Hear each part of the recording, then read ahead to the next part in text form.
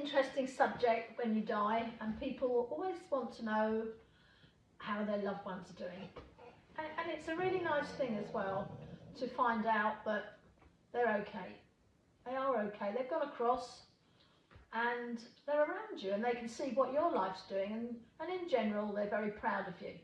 It's a really nice feeling that just to get the run of the mill or that you're doing well and they're looking after you isn't always enough to prove to anybody that it's your relative, someone you know, could be a really good friend, is on the other side. But very recently I was at a psychic development class myself. I've always been able to do psychic work, but I just thought it'd be quite nice to learn myself more about it, really. Is there a better way of bringing in people? Is there a way of developing these things? And on this course I sat with, we all had to pair up during this course, and I sat with a young lady and she gave me her wedding ring to read. So psychometry, I've done psychometry for years. I love it. It's a fascinating subject when someone can give you an object or some jewellery, and the energy and the readings I've had from those have been absolutely amazing. And this girl was no different. I picked up her ring and put it in the palm of my hand, about there, and when I looked at it, it had a lot of energy on the outside of it, like sparking on the outside. It's really peculiar. And on the centre of the ring, where your finger would go, there was a lot of swirling black mass. Another thing, I thought that was interesting. Not seen that before. So I go into like a trance state, so sort of a meditation state, and ask what's happening with this piece of jewellery. And instantly I get a young man come in and goes, I didn't know I was liked so much, and I didn't mean to die. So I said, well, what do you mean by that? And he said, well, I tried it out and I found I was dead. I couldn't turn back and come back. So I said to the lady, I said, I've got this guy here and he's, you know, he didn't mean to die, and he's saying that he didn't mean to die, literally. He tried out a method of dying and it actually worked, and you know, he found himself dead. And I said, does that mean anything to you? And she said, yes. She said, well, funny enough, we all thought he never meant to die. He was experimenting with it, and for some unknown reason it worked. I said, well, he's telling me exactly the same. So what you're thinking and your friends have been thinking, it's true. He's planning that one out. I said, but it's funny. I said, he's talking really fast, and it's like an excited talk, like a child when they're trying to explain something and they can't quite. So he's jumping from one subject matter to another and back to that first one and then back onto another one, but it's really fast, like a steam train. And she said, oh, he suffered with schizophrenia. So, okay. I said, well, it's funny, now you've mentioned schizophrenia, he's letting me feel what his body felt like. And the outside of his body is normal, it's calm. I'm not feeling anything, but my inside, like all of my organs, my blood, my muscles, my tissue, the whole of it is just like jangling like this. I'm like literally standing on an electric vibration plate, and my whole body is like this, all going like that. I said, it's hellish. I said, I had real trouble trying to talk and think about what he was saying because of all this movement in his body, in his head, from his head to his toes. This movement was constant. And I said to the girl, I can't tell if he was born like that and it was the schizophrenia causing this to happen, or his drugs. I said, I don't know which of those two it was. I said it would be up to people who suffer with schizophrenia to say what goes on inside their bodies. Or maybe he had something else, not just schizophrenia, but something else was going on in his body. But it was very, very off-putting, and it would make me feel quite ill, I have to admit. I thought, wow, you have to put up with that all the time. How on earth could you manage to think straight, let alone anything else happening? He then said when he found himself dead, naturally he's quite distraught, he was distraught and getting really upset for the fact that he found himself dead, but then what happens when people find him dead? He said, and he can't do anything, he couldn't do anything, he was still there, he couldn't do anything, he couldn't say anything, he couldn't calm people down, he couldn't express his sorrow of the unfolding story that goes on in the life that we're living, our real lives, and not our past over lives. And he was very upset about all what went on. Then he showed me an image, and it was really, really horrible. I said to this guy, I said, it's a very bleak place. Where he is now is a very bleak place and really strange. It looked like the battlefields of World War I, where everything was mud and blackness. And there was like a raised hill in front of him, and I could see metal pipes all sticking out at odd angles and barbed wire all twisted up, and wherever I glanced my eyes around, the scene was exactly the same. It was really, really hellish, horrible place. And that's where he had found himself. There. Can't get out of it, stuck in this really awful place. He then shows me some more imagery, but this time I'm like going down a road. I'm in the road and I'm going along in a vehicle, and I'm going down this road, and I'm looking around, and the streets are lined with people. And he said, I never realised that people liked me. He said, I never realised, not only did they like me, they loved me. They really loved me. As I was going down this road, I could see there how much they loved me. I could see it all, I could feel it all coming into me. And the road went along straight up, but then wherever he was being taken to, they turned off. And he showed me all this, and he was just showing me the volume of people. And I asked the sitter, and I said, does this make sense? She said, oh God. She had all of his school friends. She had practically the whole school turned out, all of them, everyone from college. She said, people did like him. He was really a popular lad. I said, he just did not know that. He didn't know how well liked he was. But he was really, really shocked. And now he's in this bleak place. I said, there is a reason why I've come here, you've come here, and we're talking about this lad. I said, I'm just going to move him now from this place to where he can be healed himself. And once he's there, he'll get healing for everything that's gone on. He won't be in this bleak place anymore, and he'll be able to literally come and speak to you through, you'll feel him, or go to mediums and they'll tell you more about what's happening. Well, as I got to the point to pass him over to somebody else for them to take him on, I'm met by someone literally jumped into my space, right in my face, and this guy's like that, and he's laughing and joking, he's really bubbly, and he's had dark hair, and I can describe him to this girl. I said, I've got this guy now, he's like pointing his finger at me as if I've done something really wrong, and I said, but he's really lovely, I can feel myself getting all bubbly and excited, and he's a real funny lad, and I said, does this make any sense to you? I said, it's not the guy I'm taking through, definitely not him, so this is someone else coming in to meet him. And she said, oh, it was his best friend, he died a couple of years prior to his death of cancer. I was like, right. I said, well, he is really bubbling. He's like, come on, mate, we are going to have some fun. I said, and they're gone. I said, they're gone. I said, so he's now gone off to have fun. I can still feel this giggliness and like a bit of schoolboy fun going on. But it's interesting because I said, I said, that lad really did suffer. Forget his schizophrenia, whatever was going on inside his body was awful.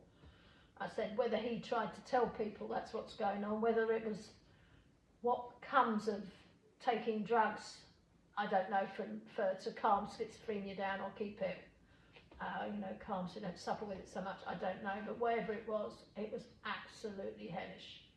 Awful. To try and get his body to calm down. That's a frequency, out of sequence frequency for some reason. But really, really not great. But, so this young lad, so when he died, he was practicing to kill himself. But he said he didn't want to go. And it is extremely sad when people have taken their lives and no one really knows why. And there is a story with everyone who has committed suicide. There is a story to be told.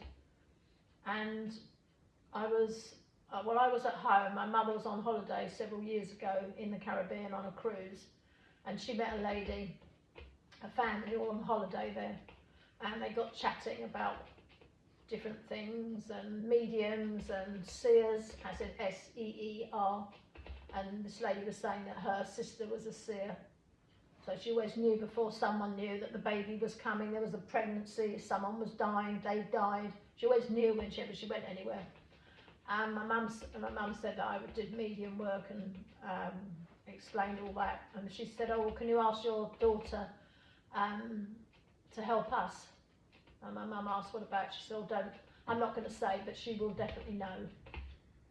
So my mum rang me that night to say, apparently you'll know, and her name is XYZ. And I went, okay, I'll look into it.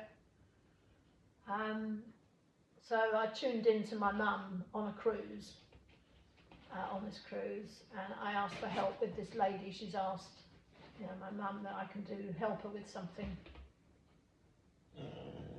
And I closed my eyes, go into a trance-like state, and then I found myself looking literally across the road, big row of shops, little shops, and there was a young lad standing on the other side of the road to me.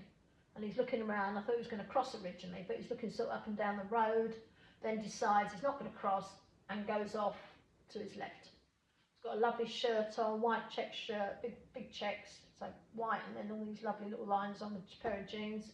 Turns around and walks away. Then I'm seeing nothing but blue, fantastic colour blue, absolutely beautiful.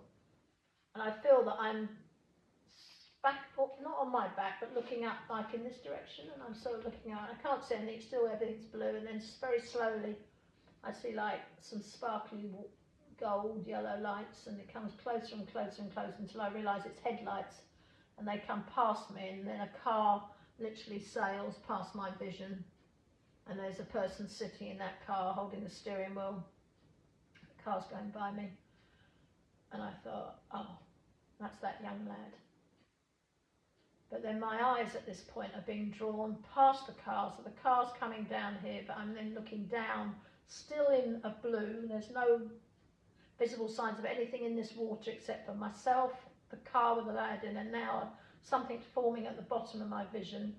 And as I watch, I see it's some shape. It moves into like a little boat with a little like thing that you drive, like a housing for driving the boat, steering the boat. And then that changes, it gets a bit bigger and a bit bigger, and then an arm comes out and another one comes out and some more bits, and I realise when it finishes it's a whopping great fishing trawler. And I mean a whopping great fishing trawler. The one that you throw all those big nets over the top with all the things in, and then they go along and wind it in. And then I notice, and then I'm sort of drawn back to the car, notice the car, and then I see 3 images come out of this trawler, and they come up to the car, they open the door and they take the boy out, and they take the boy down to the fishing trawler. And it's so clear. The imagery was so clear. And I'm like, wow, absolutely wow. And that was it.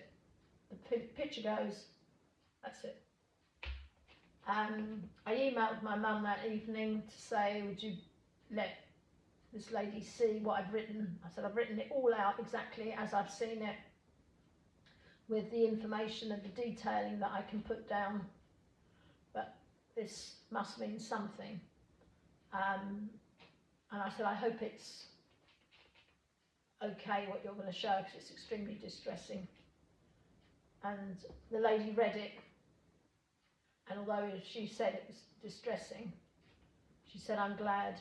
She said, I knew your daughter would be able to tell me. She said, my son wasn't found for 6 months, but he lost 3 uncles because we're a fishing family, and we now know that he's safe, and that's all we needed to know. We needed, I've got comfort now that he's with his uncles and he's fine, and he's with them. That's all I needed to know. I've been worrying and worrying and worrying myself sick over the whole thing. So that was a story that ended well, in the respect that the mother got what she obviously been asking questions. Is he all right? Maybe is he with his uncles? And so for me, looking into whatever it was she needed to know at the time before I saw the visions, this is what happens with my type of work. I don't necessarily get to see or know. The first boy, he had things to say, and the lady sitting opposite me, and she knew some of this information, so as I'm passing it over, she knew we didn't think he was going to die. He said he wasn't going to die. So there were things that made her realise that he is all right, he's safe too, and he's now met up with another boy who he's best friends with, and they're together. So she's got that comfort in her heart that he's okay, and that she can go back to the friends and say, we were right, he didn't mean to kill himself. And this, in this instance, with this young lad, he's with his family, and his other family can say, we know he's fine, we can rest now, we know he's okay. He's with families, with loved ones, ones that we still care for. So these instances are also proving there is something out there, even though we can't see it. And however we want to, whether we want to believe or we disbelieve, some evidence is just impossible to have known. And that would be impossible to know unless you were the family. Impossible. I'd never met the woman. I still never met this lady. I met the young girl, but I didn't know anything about her. I still don't know anything about her, and we've not kept in touch. My job was done on both those cases, which is really rather lovely. I met somebody a while back. It wasn't suicide. I can't remember what this person died of, to be honest, but I had a visitation by somebody, and I looked at this young man and I thought, I don't recognise him. Normally when someone just comes out of the blue and literally can stand near me, there have to be somebody who has a huge amount of energy, which will mean they have a big following, and lots of people like them for one reason or another. And I was looking at this guy and I said, I'm ever so sorry, but if you are someone famous, I really do not know who you are. Sorry, my dog decided to whine and put his tail in the picture, young Rex. So I really didn't know who he was. And once I said to him, I'm sorry, I don't recognise you. Have you got another way of showing me who you are? So he did. And he went back in time to this young lad who had this sort of quiff and this leather jacket on. And I laughed my head off because I then went, George Michael, the singer. I said, I'm so sorry, I didn't recognise you in your age when you passed. I said, but I know you now, you're Wham. I said, yeah, a bit more sort of my thing. Anyway, it's a sad thing to say, but I actually really love George Michael's music. But sad thing to say, as in I didn't recognise him, but it's got older, but there you go. And he came and he was explaining to me that he passed over and he was looking for the man that he loved, and he couldn't find him anywhere. He said, I've seen him, but I just cannot get to him. So I'm sort of looking at George Michael, and my vision then goes to my left, and in this, what I'm going to call it, everything was sort of a white colour. Not pure white, but a white colour. I could see this guy sort of behind like a screen. And I said, okay, I said, now, I said, he's behind the screen and he can't get to you, but you're trying to get to him, aren't you? And he said, yes. And I said, can you get there? He said, no, I can't go past here. And he is there. I said, okay. I said, all right, I'm getting information that he died in a very tragic circumstances, and where he died, because it was very tragic, and whatever he died from, the love's been cut off, And I said, I feel that's something to do with you personally,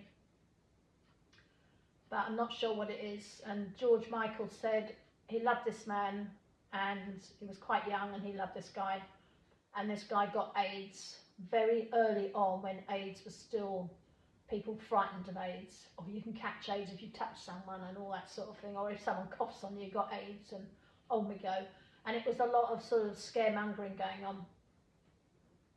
And because this guy was dying, and George said, because he was getting more famous, the people that, the record company or the people that are his agents, whatever, didn't want him associating with this guy, and told him to step back. And he said, I weighed it up and I thought it was the better thing to do, because I couldn't save him, he was going to die. He said, but I realised later on that was the worst thing I ever did. He said, because the man I actually loved, I washed my hands of him and I walked away from him when he needed me. I said, right, okay. I said, I've just got to ask him some questions, and if everything is as you say, and he still loves you and he wants to be with you, there is no problem, that all can just be fixed straight away. And he said he never ever lost the love for this man, and it weighed him down. This is George Michael. It weighed him down all his life till he died. He never got over the fact he let this guy down. Never stopped loving him, but the guilt he felt was so awful that he had to keep putting it away from him. But when I then looked at this guy to get his information from him, he was satisfied with what George Michael had said. He was very happy and satisfied that there was enough for him, and that was it. They're together. The love was always there. It just needed George to say what had happened and how sorry he was, and the regret that he had all his life from that. And it wasn't particularly his fault, but listening to agents who are obviously, they're not in the slightest bit worried about people's loves and emotions. It's all about money, and you've got a saleable item and the item's for sale, basically. So poor George Michael went along, but anyway, it happened. But he is back with that man again. And that young man, well, he was older than George Michael. He was still in the same age as he was when he died. But I dare say that will change as time goes on. You can go to any age you like, so they can be any age they like. But that went back. So that was a success story. But for all those years, walking this plane alive, knowing that the person you love, basically you betrayed them, it's not good. But that sort of thing, you know, people can be put back with the right people if the other partner agrees to it and has lived and agrees with it and has waited. You can't just go back and say, I love that person, they're for me. If that wasn't the case, that won't happen. I'll talk more about people, but I just wanted to say that on these suicide people, never stop loving them. Have in your house all the pictures of them and just love them. Never, never give up on that love. It's so important. When people die, even people you love who have died, keep loving them, keep talking about them, celebrate their birthday. On the Day of the Dead, which is celebrated in Mexico, and I think lots of other countries in the world celebrate Day of the Dead, that's worth then getting the pictures out and having a little party and gathering, if you can, around your house, or sit in the garden and light some candles and get your photographs out. Eat the favourite food, because they're with you all the time, and they're always trying to hold your hand or put their arm around you or stroke the back of your neck. Things that they always did will happen more often, but it takes energy. And it takes energy when you're alive to like somebody and to love someone and to share your life with them, but we don't notice it because it's part of our everyday energy. We go up to someone, we hug them, and we shake their hands, and we look at them and think, oh my God, I love that person so much. That's energy. But you're alive, you're constantly making it and moving it, and it's happening, and your body retains a lot of it. But when you're not so alive and you're on the other side, you still have energy, but you can't retain it. It's a completely different type of energy, and you're on a different level of energy to the energy we're on. So it's much harder, but when you draw them in and you want them to be with you, they can come closer to you, and literally you'll feel a warmth on your arm, a warmth on your hand. They might have tickled you or something, or stroked your neck, or whatever the familiarity was with that person will happen again. And you'll know, and you'll think, oh my God, my mum's with me, my dad's with me, my brother's with me, my cat's with me, my dog's with me. It's endless how many people you loved and are not with you that you'll find again when you celebrate it all. And that's for me for now. I'll be back soon. I will. Not going to leave you alone.